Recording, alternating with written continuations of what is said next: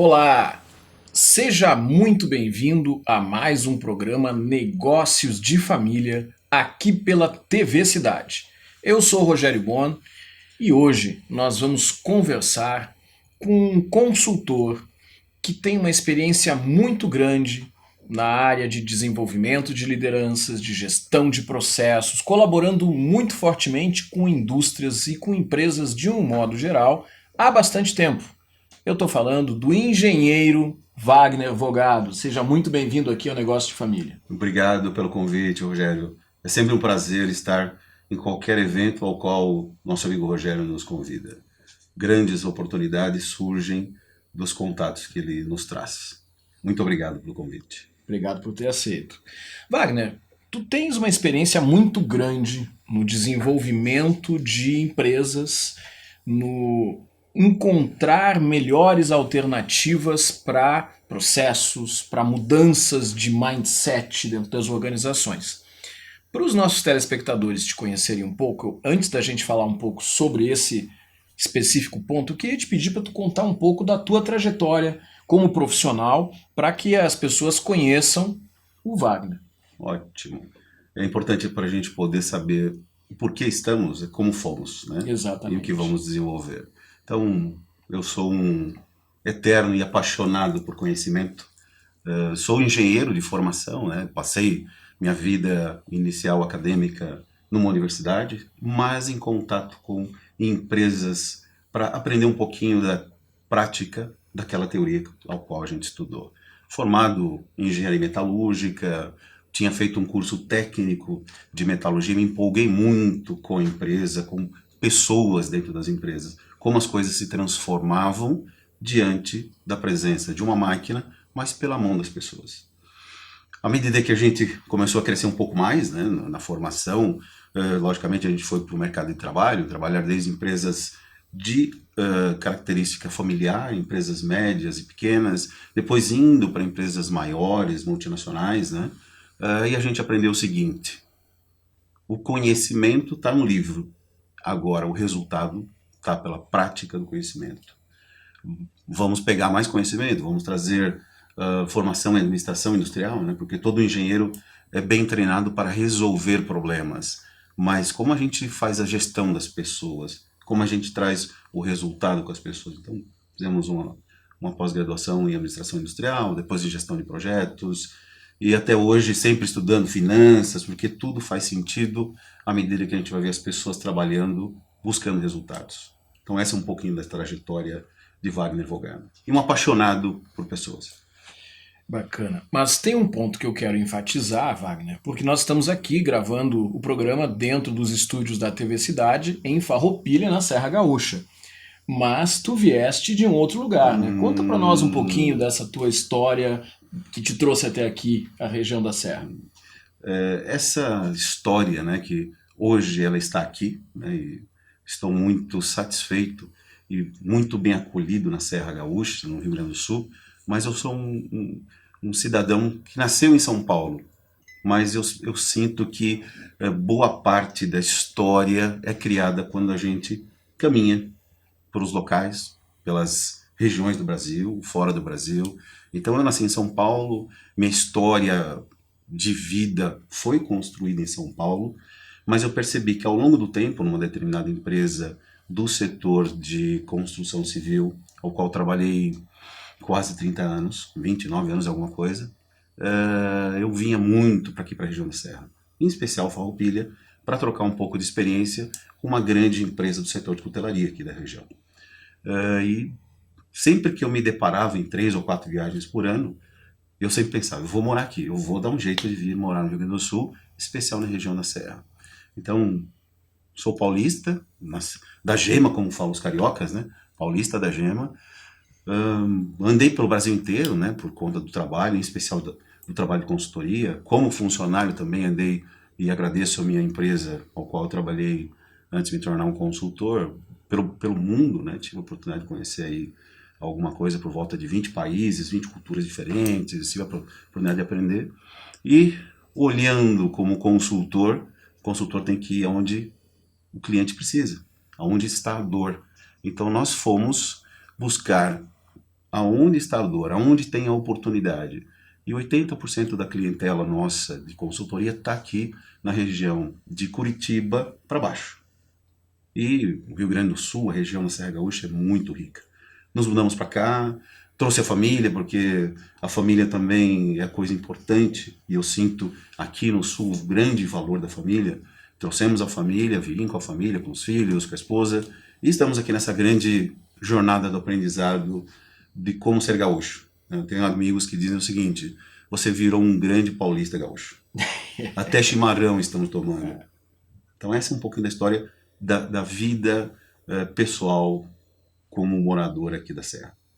Wagner, tu trouxeste a questão de família e o nosso programa é Negócios de Família. Às vezes as pessoas imaginam que quando nós falamos de empresas familiares, nós estamos apenas nos referindo àquele barzinho que existe na esquina de uma rua no interior, ou um pequeno supermercado, ou como a gente diz aqui no Rio Grande do Sul, um bolicho. Mas existem grandes indústrias, inclusive aqui na região da Serra, que são empresas familiares. E por serem empresas familiares, tem uma dinâmica que é um pouco diferente daquelas empresas que não são familiares. Ou seja, todas as empresas têm seus problemas, têm as suas dificuldades, e quando a gente está falando de empresas familiares, se acrescenta a essas questões, muitas vezes, os pontos de relacionamento, questões de sucessão. Queria te pedir para tu trazer um pouco da tua experiência nessa área de consultoria, olhando para a questão das empresas familiares. Perfeito. Vamos comparar algumas empresas familiares dentro do Brasil com o Rio Grande do Sul. Acho que na Serra, acho que essa é uma boa comparação. Nós, como dentro do portfólio de trabalho nosso, nós temos empresas familiares aqui na região da Serra Gaúcha, um pouco fora da região da Serra Gaúcha, um pouco mais ali para Porto Alegre, e no Nordeste. Então, e todas elas têm mais ou menos a mesma mecânica, a mesma cinética de crescimento ou de amadurecimento. Começa-se com uma grande vontade de empreender, com uma grande vontade de fazer algo diferente, de não depender simplesmente de outros, e sim, vamos fazer isso acontecer. E à medida que essas empresas são criadas, tios, tias, irmãos, irmãs, primeira e segunda geração de famílias, a gente percebe o seguinte: existe uma grande vontade de acertar. Mas o que a gente percebe, o que é que eu preciso fazer para acertar? E aí vem falta ou a necessidade de trazer ferramentas de apoio às pequenas e médias empresas familiares e até as grandes. A gente tem um exemplo de uma empresa grande, familiar e grande, que à medida que vem uma ferramenta de gestão, uma ferramenta de auxílio para que as pessoas saibam tomar decisão, o resultado é melhor. Outra coisa que a gente também percebe, outro desafio importante numa empresa familiar é como está preparada a sucessão, a segunda, terceira, até quarta geração, dependendo do tipo de empresa. Dentro desse portfólio de empresas nossos, nós temos empresas com 2 gerações convivendo, tem uma com 3 gerações, e a grande questão é como é que eu convivo com as diferenças. O diferente é algo necessário, porque a gente não evolui sem diferenças. O contraditório também é algo necessário para a gente evoluir e se questionar de alguns paradigmas. Mas o que precisamos ajudar, né, nós como consultores, como apoiadores, como mentores, como membros de conselho, qualquer que seja a função de um forasteiro dentro de uma organização, é ajudar com que essas organizações, essas empresas familiares possam entender culturas jantam estratégia no café da manhã, já dizia Drucker. Então, como é que a gente aproveita a cultura para criar mudança? Não para a cultura ser a pedra que trava as coisas, ou a areia que paralisa o motor.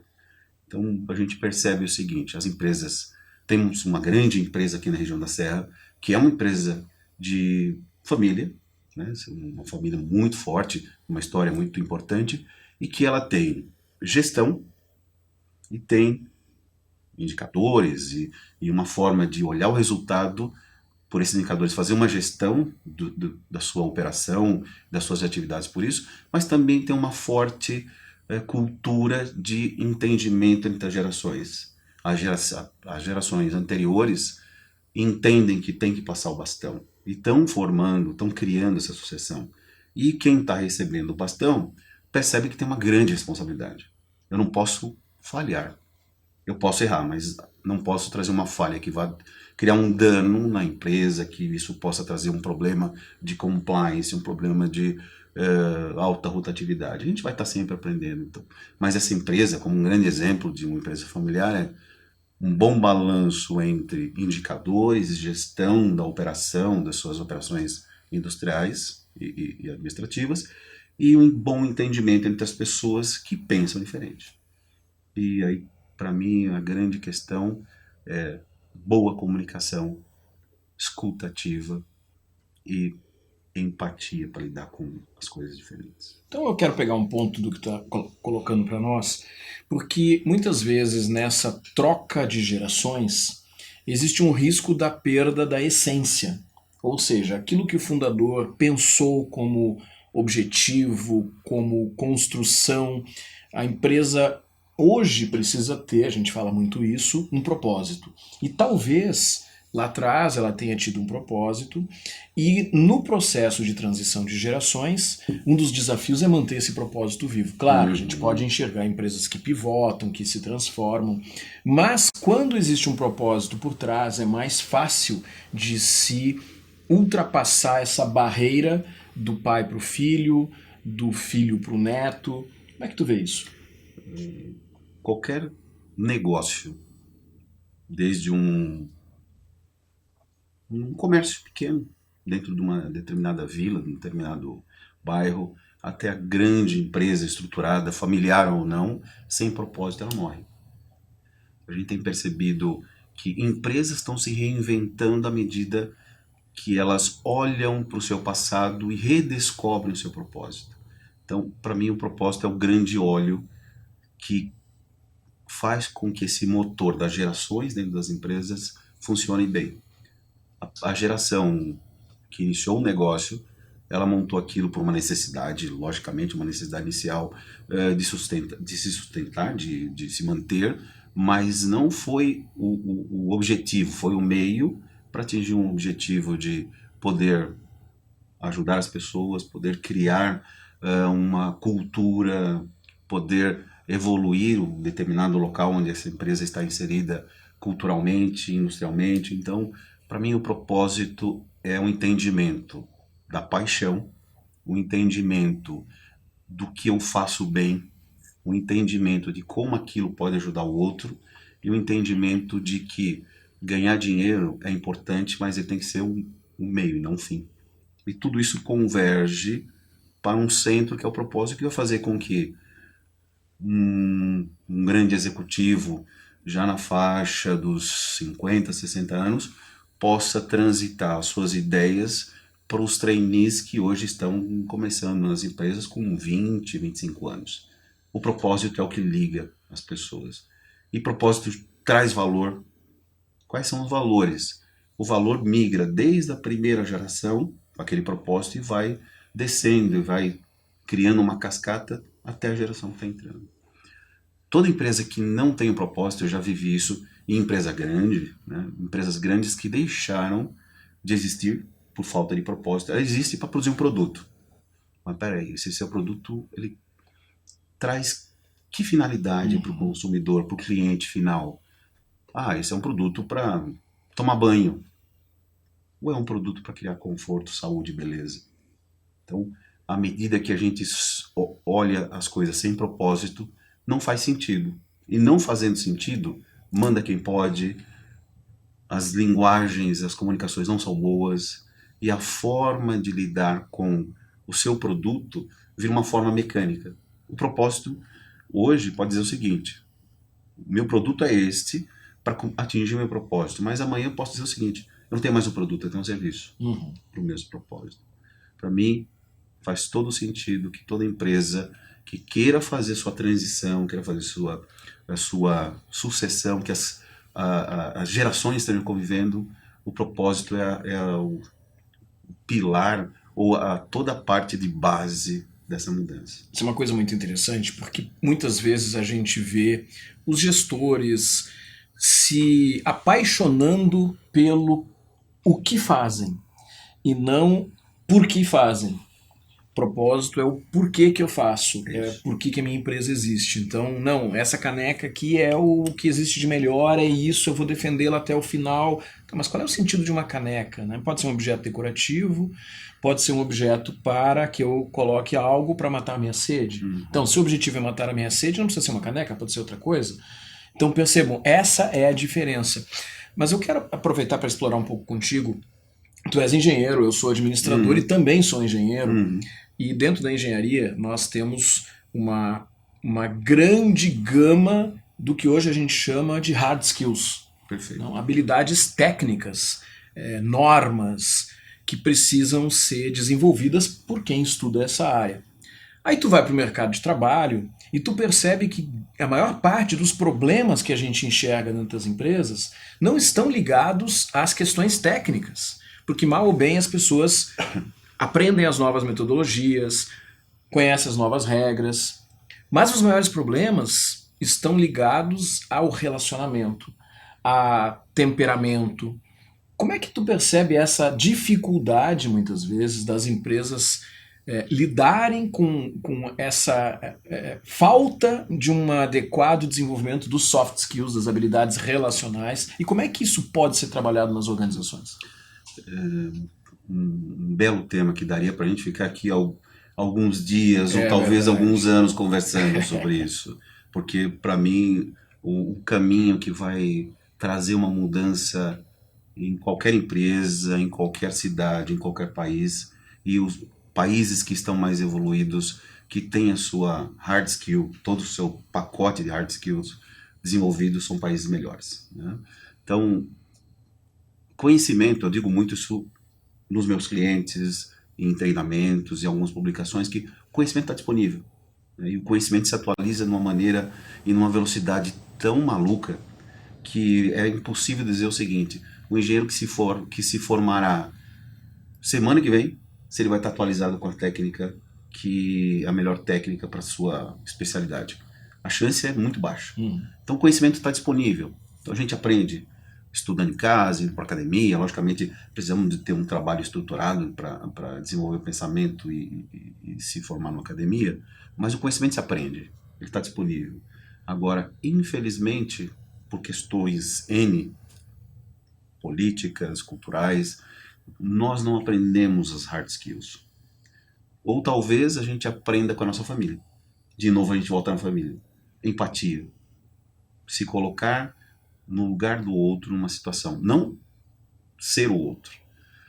Saber falar, se comunicar bem, escutar. Às vezes eu lembro do meu pai que já é falecido. Menino, escute. Cara, quando a gente é pequeno a gente fala: o que esse velho está dizendo?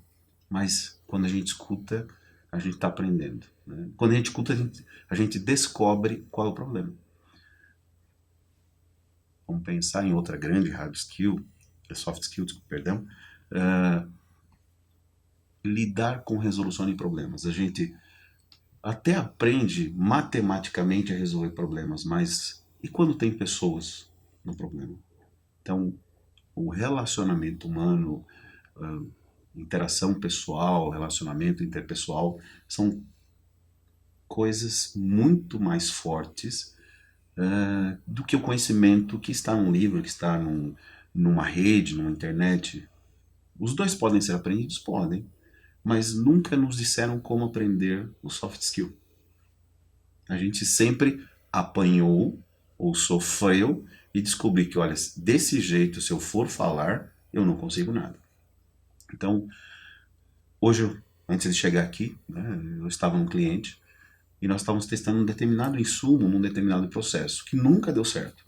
Nunca. Na história, eu estou nesse cliente já há 2 anos e faria diferença se a gente conseguisse mudar, porque traria um benefício a nível de produção, a nível de qualidade. E todas as vezes, não, já testamos, isso não dá certo. Ou essa ideia não funciona. Legal. Tecnicamente, ou o que está escrito num livro, ou nas academias, ou nas experiências teóricas, realmente a chance de dar certo é baixa. Só que atrás de toda máquina tem uma coisa importantíssima, que é um colaborador, que é uma pessoa que aperta um botão, que vai dizer o seguinte: funciona. Então, conversando com as pessoas, né, esse meu cliente, preparamos um terreno, né, a grande questão, como é que as coisas funcionam, sabendo como ela funciona e como ela não funciona. Então, vamos conversar com todo mundo, comunicação. É. Vamos escutar quem já participou do passado para dizer por que falhou, ou por que nunca deu certo. E terceiro, se eu estivesse no lugar daquele operador, o que é que eu gostaria de saber para fazer dar certo? Empatia. Então, à medida que a gente olha para soft skills, eu posso até ter uma falha no conhecimento técnico, teórico, posso até ter uma falha que eu posso compensar depois, mas eu consigo compensar isso com um bom relacionamento, consigo compensar isso com uma boa escuta, e isto é a chave do negócio para um resultado. É possível se aprender? Sim, eu entendo que sim, porque excelência é uma prática. Se eu aprendo hoje e pratico todo dia, não é sorte, vai virar um hábito. Então, as escolas hoje estão percebendo, escolas tradicionais, aqui no Sul, em São Paulo, vamos pensar aí no Rio de Janeiro, estão percebendo que formar pessoas dentro das suas caixinhas, que eu digo, né, das engenharias ou dos conhecimentos administrativos ou dos biológicos, mas você tem que trazer para eles também, para todo mundo que está se formando, um pouco de psicologia, um pouco de administração. Um pouco de gostar de gente, né? Porque Perfeito. muitas vezes Perfeito. aquela pessoa que é muito técnica, ela esquece que a atividade que ela desenvolve não é uma atividade que se encerra em si, mas que é uma atividade para atender alguém Perfeito. com um determinado objetivo. Boa, mas eu quero te pedir uma coisa. Tu criaste alguns anos atrás um negócio para justamente colaborar com o desenvolvimento de empresas. Né? Fala um pouquinho sobre a tua empresa e de que forma ela colabora com o desenvolvimento de outras. Perfeito. O meu sonho sempre, quando como eu falei, eu me formei em engenharia, mas tinha feito técnico em metalurgia, e na metalurgia, no técnico, comecei a ter oportunidade de ir para as empresas, e fui para a engenharia com aquela vontade: eu quero me tornar um engenheiro para fazer o que eu fazia na parte técnica. E vou trabalhar na empresa. O meu mindset naquela época era de todo mundo daquela época, né, da geração X. Eu vou estudar, ser o melhor profissional e vou chegar a uma diretoria de uma empresa, uma presidência. Né? E eu percebi o seguinte, né, que à medida que os anos passavam, a gente cresceu na carreira, né, tivemos aí um grande desenvolvimento, mas dentro de uma empresa eu percebi que eu podia só ajudar um único grupo de pessoas. Então eu fiz minha transição de carreira dentro da própria empresa. Eu tenho que agradecer sempre, porque eu me tornei um consultor dessa minha própria empresa, nos projetos de M&A, de aquisição, fusão, e levar a cultura dessa empresa para dentro dessas novas empresas, e percebi: eu gosto de gente. Eu sou um engenheiro que gosto de gente, e gosto de ver as pessoas transformarem as coisas. As coisas não se transformam por nada que não seja a mão do ser humano. Ah, mas tem um robô, mas alguém programou aquele robô e vai ter que controlar. Então, fundamos a consultoria, a WPV Consultoria, em 2016 para 2017, com uma ideia de consultor lobo solitário, que vai sozinho para os locais, né? E a partir de 2019, a empresa, por si só, começou a tomar vida. E ela deixou de ser uma empresa do Wagner para ser WPV Consultoria Industrial. E o mercado, né, eu vejo que o mercado hoje, para qualquer tipo de consultoria, ele é um mercado do boca a boca. Você pode fazer as suas propagandas, tem que estar na mídia, porque o que não é visto não é lembrado, mas o bom serviço atrai mais clientes. E a empresa, a partir de 2019, teve uma alavancagem de resultados por conta de projetos, e até hoje eu tenho que agradecer muito isso. Esse cliente que diz para o cliente e para outro, e isso vai para frente. Eu estou aqui hoje por um relacionamento criado por uma pessoa que nos conhece, e a gente acabou se conhecendo, né? E agradeço muito conhecer você. Mas a empresa tem como fundo ajudar os empresários, os funcionários a resolver as suas dores. E como empresa, né, de engenharia, de resolução de problemas, de excelência operacional, de implantação de novos projetos, né? Então a gente particularmente olha, tudo é uma grande dor. À medida que eu entendo que isso é uma dor e aquele meu cliente pode estar mais feliz se ele não tiver aquela dor, a consultoria está lá para ajudá-lo, qualquer que seja o assunto.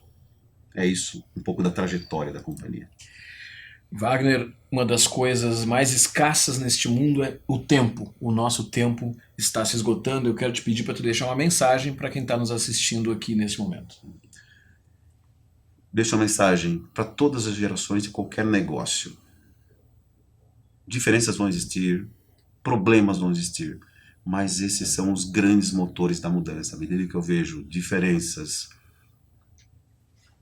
questões problemáticas de uma empresa, eu tenho um amigo que diz o seguinte: se você não tem um problema cabeludo, você não está se desenvolvendo.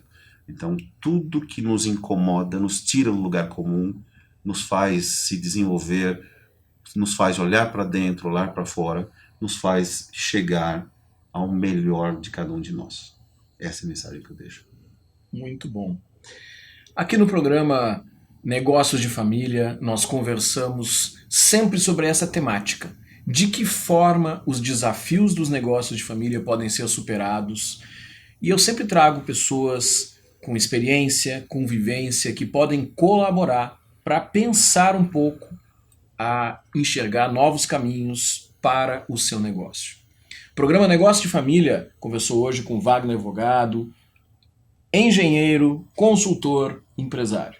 Obrigado, Wagner. Semana que vem nós vamos estar juntos novamente, sempre aqui na TV Cidade.